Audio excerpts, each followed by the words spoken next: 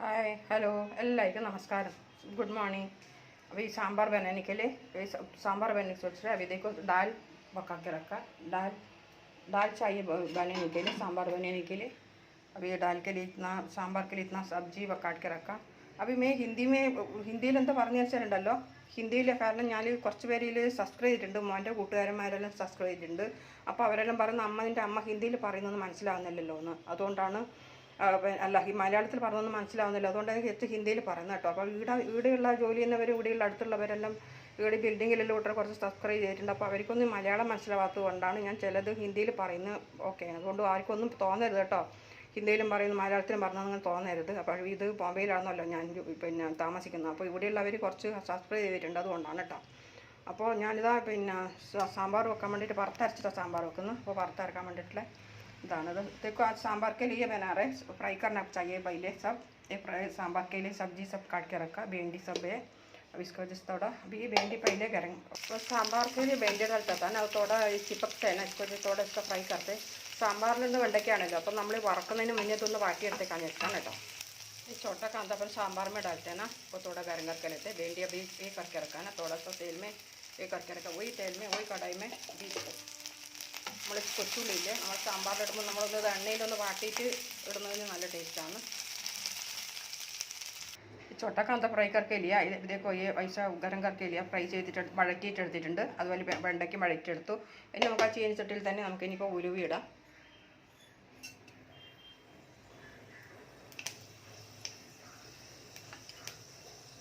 2 table spoon ഉഴുന്ന പരിപ്പ് കൂടുതൽ, थोड़ा सा കടലപ്പരിപ്പ് ചേന,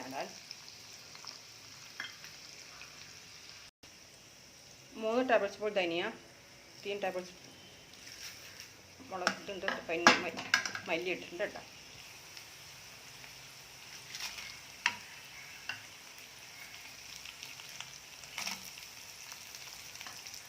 വെളുത്തുള്ളി വേണമെങ്കിൽ ഇട്ടാൽ മതി കേട്ടോ. ചിലപ്പോൾ അത് ഒഴിവാക്കാം. ഇത് കുറച്ച് കൂടുതൽ, ഇപ്പോൾ ഒരു 3-4 മതി.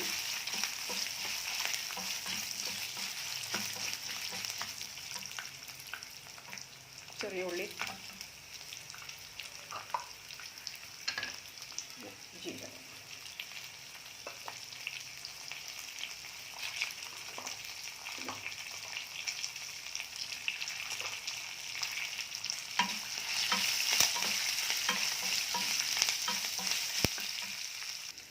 കായം ഇതാണ് ഞാൻ ഇടുന്നത്. കായപ്പൊടിയാണ്, കട്ടക്കായം ഇല്ലാത്തതുകൊണ്ട് ഞാൻ ഇതാണ് ഇടുന്നത്. അതുകൊണ്ട് കട്ടക്കായം ഒന്നും ആദ്യം വറുത്തിട്ടില്ല, വറുക്കാനിട്ടിരുന്നില്ല.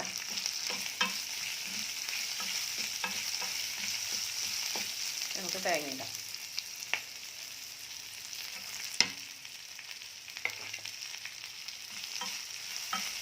പരിപ്പ് വെന്തിട്ടുണ്ട് കേട്ടോ.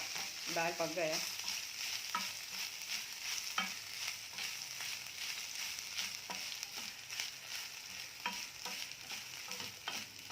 ഒരു കൈ കൊണ്ട് പിടിക്കുന്നതുകൊണ്ട് ചിലപ്പം ചീൻചട്ടിയൊന്നും മുഴുവൻ കണ്ടിട്ടുണ്ടാവില്ല. അപ്പോൾ പകുതി ഒക്കെയാന്ന് കാണുന്നുണ്ടാവും, അതുകൊണ്ട് ക്ഷമിക്കണേ എല്ലാവരും. അപ്പോൾ ഇന്ന് നല്ലോണം വറുത്തെടുക്കുക. പുളിയും ഇമിലി കുതിർത്തിട്ടുണ്ട്, പുളിയും ലേശം ഒഴിച്ചിട്ടുണ്ട്. പിന്നെ പച്ചമുളകും ഇഞ്ചിയും വറുപ്പ് റെഡി ആയിട്ടുണ്ട്.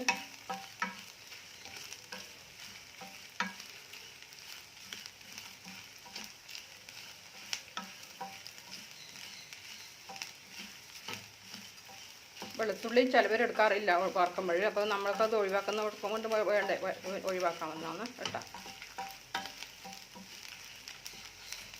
ഞാനൊരു 3-4 എടുക്കാമെന്ന് വെച്ചതാണ്, പക്ഷെ അത് ഇടുമ്പോഴെല്ലാം കൂടെ അതിൽ പിന്നെ ഇട്ട് വരാം.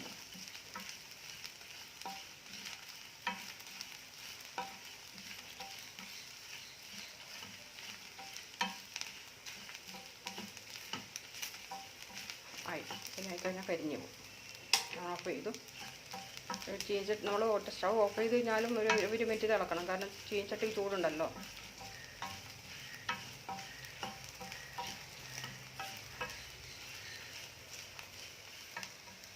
മസാല ടണ്ടോനിക്കൽ തവ में ഇതാക്കി ഇറക്കാം. ജൽദി ടണ്ടോനിക്കൽ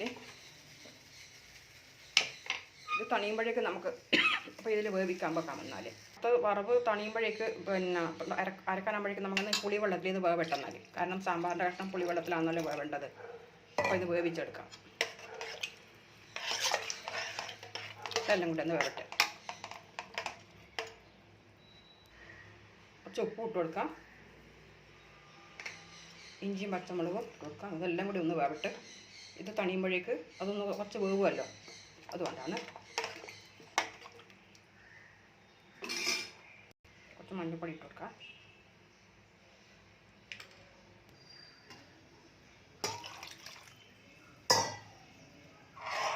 ഇനി വെണ്ടയ്ക്ക ഇട്ട് കൊടുക്കണം.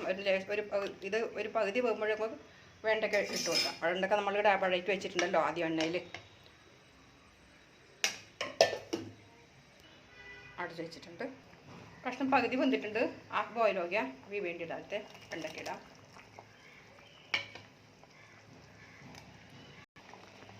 നമ്മുടെ വറുത്തരച്ച അരവയ്ക്കാണ്. ഏകദേശം കഷ്ണങ്ങളൊക്കെ വന്നിട്ടുണ്ടാവും. അപ്പോൾ നമ്മൾ അരവ് വറുത്തത് പിന്നെ തണുക്കുമ്പോഴേക്ക് അരവ് കഷ്ണങ്ങളൊക്കെ ഒന്ന് വെന്തോട്ടെ വെച്ചിട്ടാണ്. അപ്പോൾ പിന്നെ അരവ് കഷ്ണം ഇട്ടതിന് ശേഷം ഇടാം. നമ്മൾ പിന്നെ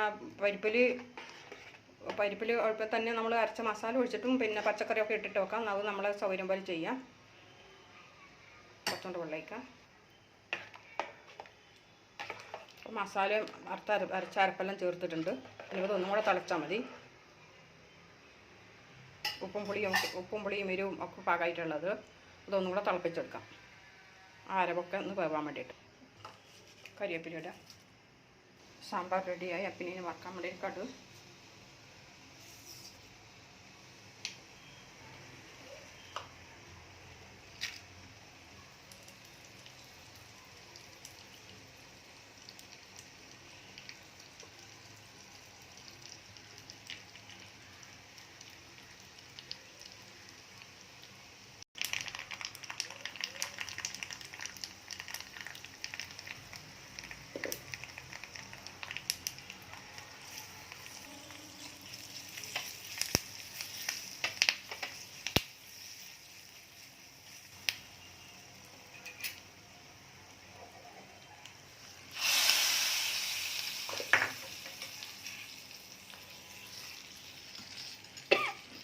സാമ്പാർ റെഡിയായിട്ട് മല്ലിയില വേണമെങ്കിൽ ചേർക്കാം. ധനിയപ്പത്ത, കൊത്തമല്ലി.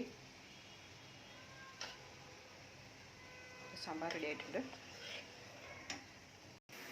ദോശ ഉണ്ടാക്കാൻ വേണ്ടി വെച്ചതാണേ. അപ്പോൾ ദോശ ഉണ്ടാക്കുമ്പോൾ ഞാൻ ചിലപ്പോൾ ഇഡ്ഡലി മാവ് കണ്ടപ്പോൾ തോന്നുന്നപ്പോൾ ഇഡ്ഡലി ആക്കിയാലോ എന്നപ്പോൾ നല്ല സോഫ്റ്റ് നല്ല ഇഡ്ഡലി ഇതാക്കാൻ വേണ്ടി ദോശക്ക് വെച്ച ആട്ടയാണ് മാവാണ്. അപ്പോൾ ഇഡ്ഡലി ആക്കി. അപ്പോൾ നല്ല കുഴപ്പമില്ല, നല്ല സോഫ്റ്റ് ആയിട്ടുണ്ട് ഇഡ്ഡലി. അപ്പോൾ ഇതാ ഇഡ്ഡലിയൊക്കെ വെച്ചിട്ടുണ്ട്. സാമ്പാറും റെഡി ആയിട്ടുണ്ട്. അപ്പോൾ ദോശ ആക്കാമെന്ന് വിചാരിച്ചപ്പോൾ ദോശയേക്കാൾ നല്ലത് ഇഡ്ഡലിയല്ലേ. ഇഡ്ഡലിയും ദോശ ആണല്ലോ, ഇഡ്ഡലിയും പിന്നെ സാമ്പാറും ആണല്ലോ കോമ്പിനേഷൻ. അത് കാരണം ഞാൻ അങ്ങനെ ചെയ്തതാണ്. സാമ്പാർ എന്ന് പറഞ്ഞാൽ ഇഡ്ഡലിക്ക് മാത്രമേ ചോറിനാണല്ലോ സാമ്പാർ. അപ്പോൾ ഇതാ ചായ റെഡി ആയിട്ടുണ്ട്. അപ്പോൾ ഞങ്ങൾക്ക് ഇതാണ് ഇന്നത്തെ സ്പെഷ്യൽ. അപ്പോൾ ഇഷ്ടമെങ്കിൽ ലൈക്ക് ചെയ്യുക. आज में हम लोग तो इडली बनाया, हम डोसा के लिए डाला था, लेकिन थोड़ा उसमें सोचा थोड़ा आटा देकर तो थोड़ा भूग गया था, इस वजह से आज इडली बनाया. इडली भी अच्छा लग रहा था. फिर इडली के साथ अपना सांभर का साथ इडली कॉम्बिनेशन है ना, इसकी वजह से भाई चाय भी हो गया, ब्रेकफास्ट रेडी हो गया. अभी कैसा लगा आपको? പസന്ത് നോക്കിയത് ലൈക്ക് കാരണം. ആദ്യമായിട്ട് കാണുന്നവർ സബ്സ്ക്രൈബ് ചെയ്യണേ. Thank you. ഇനി അടുത്തൊരു വീഡിയോ ആയിട്ട് കാണാം.